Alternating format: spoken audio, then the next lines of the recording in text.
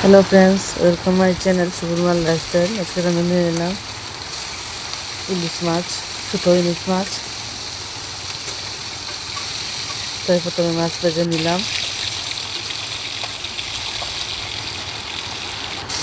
মাছ ভাজা হয়ে গেছে, নামিয়ে নিলাম। তারপর দিয়ে দিলাম তেলের উপর কালো জিরে, দিয়ে দিলাম মূলো, কেটে রাখা মূলো দিয়ে একটু ভেজে নিলাম। মূলো ভাজা হয়ে গেছে, দিয়ে দিলাম রেগুলার যেটা দিতে হয়, হলদি গুঁড়ো, লঙ্কা গুঁড়ো, জিরে গুঁড়ো, দিয়ে দিলাম নুন, দিয়ে একটু কষিয়ে নিলাম।